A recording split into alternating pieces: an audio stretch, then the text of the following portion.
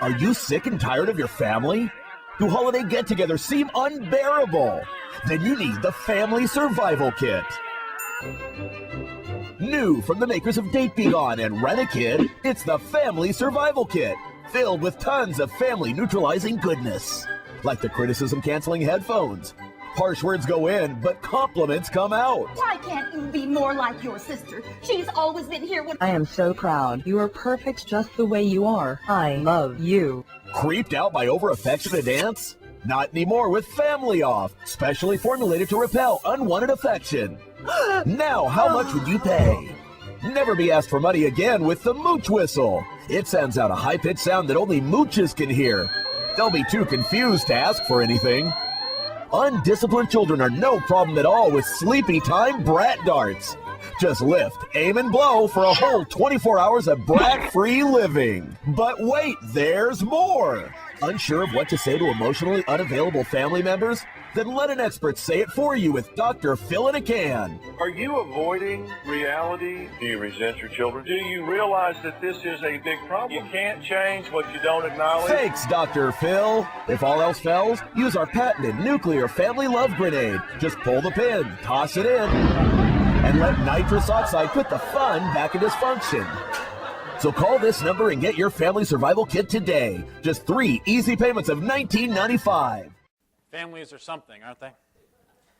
You know, we don't always get to choose our families. They are who they are. As a result, family dynamics and how we relate to one another, they're bizarre sometimes, aren't they? Some of it's inherited, some of it's learned, and some just comes out of nowhere.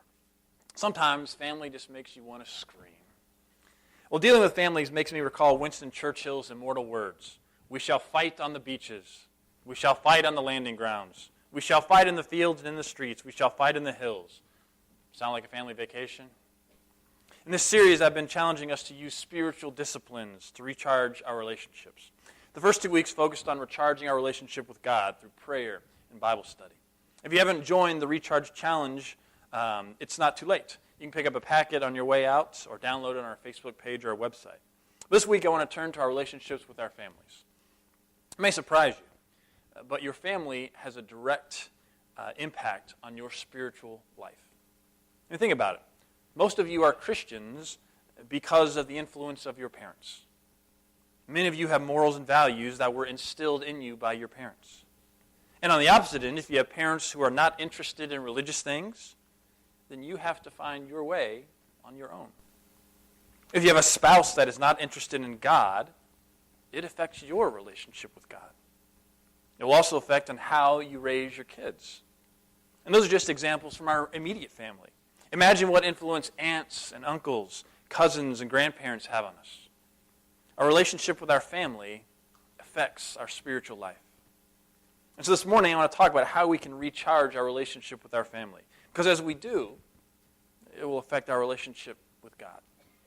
It reminds me of a story I heard about a young teenage boy. He just got his driver's license, and he got home and he asked his father if he could discuss the use of the car.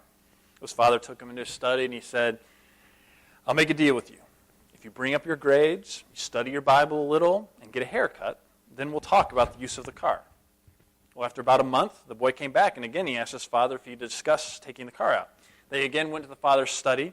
His father said, son, I'm so very proud of you. You've brought your grades up, you've studied your Bible diligently, but you didn't get your hair cut. The young man waited a moment and replied, well, Dad, I've been thinking about that. You know, Samson had long hair, and Moses had long hair, and Noah had hair. Even Jesus had long hair. And his father interrupted him at that point and said, yes, son, but they walked everywhere they went. And whether it's incorporating biblical things into daily life, like preparing to drive a car, or it's making sure that someone is fellowshipping with the body of believers, our families make a difference in our spiritual maturing. They are a blessing from God, and regardless of our disappointment with them. That's the attitude the psalmist had in Psalm 127. Listen to what he says. If God doesn't build the house, the builders only build shacks. If God doesn't guard the city, the night watchman might as well nap. It's useless to rise early and go to bed late and work your worried fingers to the bone. Don't you see that he enjoys giving rest to those he loves? Don't you see that children are God's best gift? The fruit of the womb, his generous legacy? Like a fistful of arrows are the children of a vigorous youth. Oh, how blessed are you, parents, with your quivers full of children. Your enemies don't stand a chance against you. You'll sweep them right off your doorstep. He says that children are a gift and a blessing. And we should acknowledge and tell children and family members that they are a gift. They are a heritage from the Lord himself. They're not ours. They're the Lord's. And the psalmist also likens these children to arrows. Arrows that are entrusted to direct and aim and release to the best of our ability towards the mark of success. But success is only found when they serve the Lord. That's where the first part of the psalm says. It says, if God doesn't build a house, it's only a shack. In the Old Testament, the phrase house often meant a family or heritage. And so when it talks about the house of David, it's not talking about his physical home. It's talking about his family. And if that family is not built around God, it will be lacking the blessings of God, the blessings God has in store for us. You know, the psalm, whenever I read it, always reminds me of the old TV show, The Waltons. All those kids running around, they are the arrows in the quiver of the parents. They are the blessings. And regardless of the conflict that might have happened during the hour-long show, the show has always ended with everyone saying goodnight to one another in love. That's the ideal. But let's be honest. Few of us live in the ideal. Between broken homes, divorced families, and blended families, or whatever else, the ideal is seen less and less often. About 60% of kids born in the 80s lived for one time with one parent. 1 in 4 kids will live with a step-parent by the age of 16. 1/3 of all households will be childless. And on the stats go. So I want to be careful that we don't have such a narrow view of what family is. Family is not always defined as 2 parents, 2.3 kids, and a dog and a cat. Families are single moms with 3 kids. Families are grandparents raising grandkids as their own. Families are single adults who are awesome aunts and uncles. Families are widows and widowers who provide a source of love and encouragement to their neighbors. Families are young people who adopt their elderly neighbors and make sure they are okay and have what they need.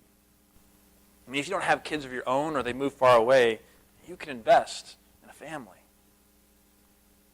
I can testify firsthand to this. Carrie and I have not lived near our parents since we graduated high school, and especially since we've had kids. My kids don't get to see their grandparents as often as I wish they could. And yet, my kids have felt the love and kindness of people who've become surrogate grandparents and surrogate aunts and uncles. People like so many of you who treat my kids as if they were your own. And for that, Carrie and I thank you from the bottoms of our heart. Because you are helping to build a spiritual house. You are every bit as influential as their blood relatives.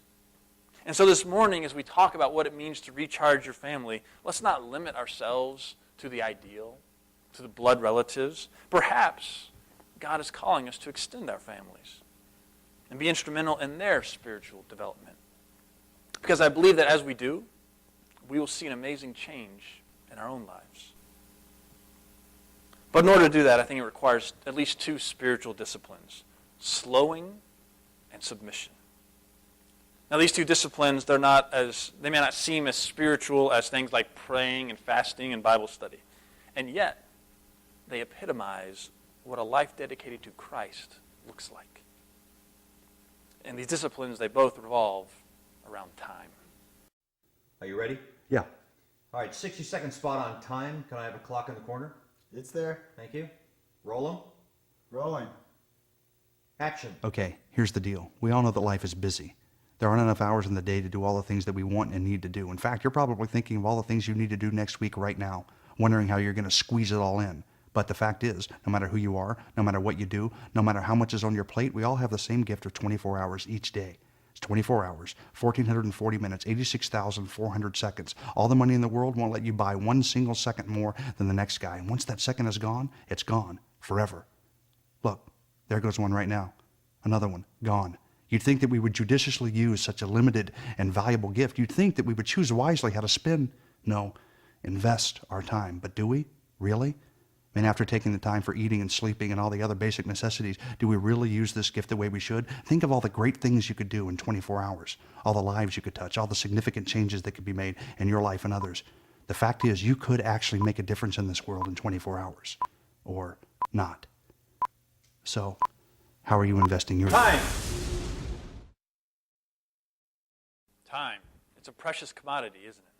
We schedule out our days, we pack them full, and we do whatever we can to make the most of our time.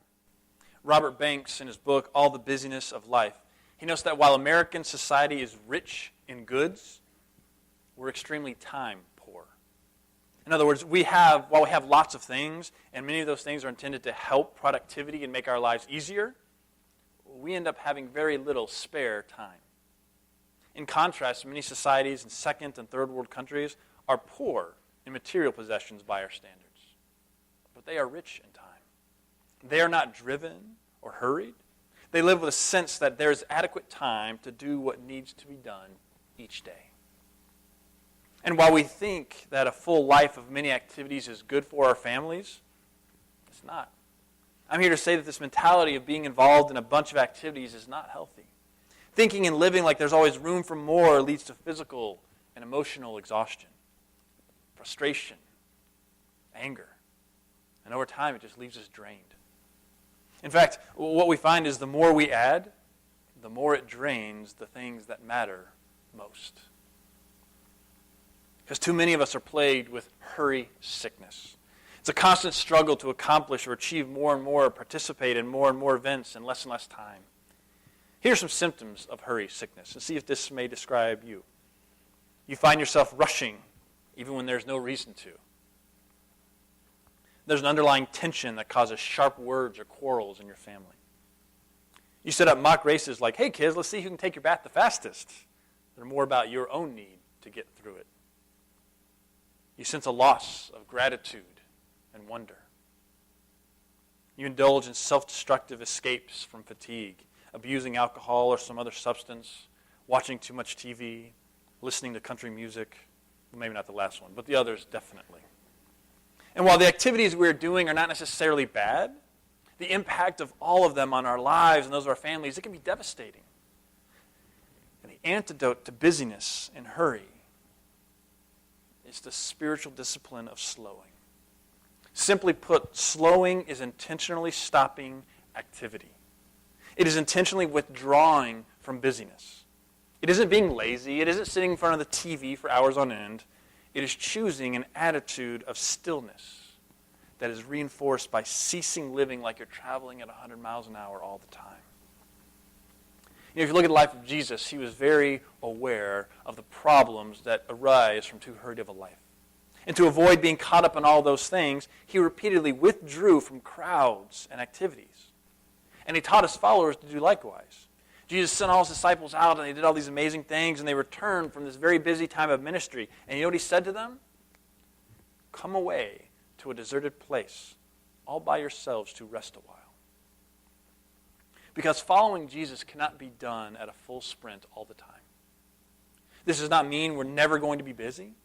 Jesus often had much to do, but he never did it in a way that severed his life-giving connection between he and his Father.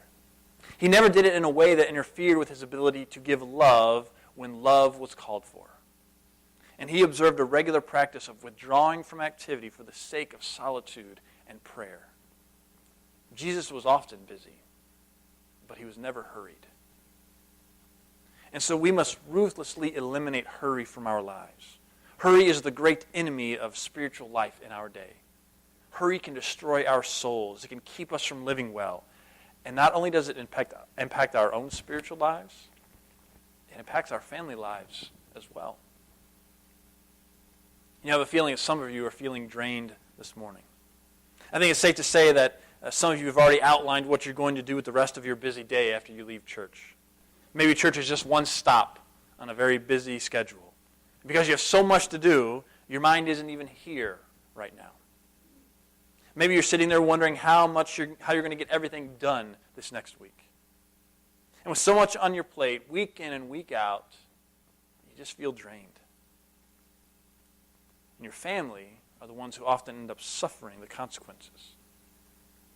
So if you want to recharge your family, practice the discipline of slowing. Deliberately choose to place yourself in positions where you simply have to wait.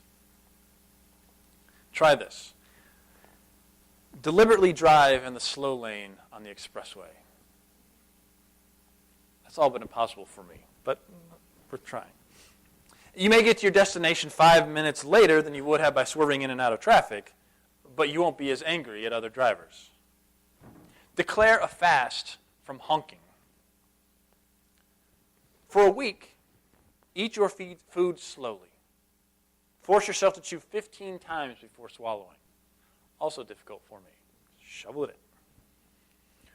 When you're at the grocery store, find which line is the longest and get in that line. And then allow someone to go in front of you. On and on I could go. And while these things may seem silly and a waste of time, you will find that deliberately choosing to wait will make hurry impossible. And as we practice slowing, we're telling God that we trust Him to enable us to accomplish all that we need to do. We can survive without hurry when we change our attitude about this life. And what we start with our personal attitudes and actions, it transfers over to our families. I mean, when you make the choice to intentionally slow down and spend quality time with your family, you'll be amazed. Running from event to event is not quality time. Intentionally get away from the world and invest in your family. Stop doing. Connect to your family or your extended family and recharge that relationship. Well, once we choose to slow and eliminate hurry, we also kind of need to change our perspective. We need to understand that our family comes first, to put their needs ahead of our own.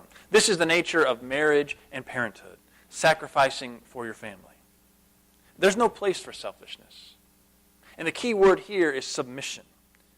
And the reason it is a discipline is because it takes conscious decisions and practice to put others first.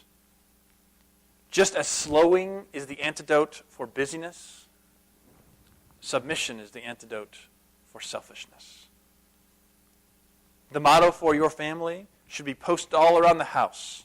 It comes from Philippians 2, 3-4. Do nothing out of selfish ambition or vain conceit, but in humility consider others better than yourselves. Each one of you should look not only to your own interests, but also to the interests of others. That verse epitomizes the nature of submission, putting others first.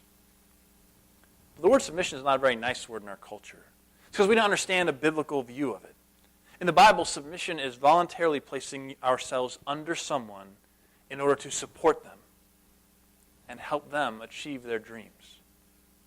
We become a support to lift them up and help them achieve these goals.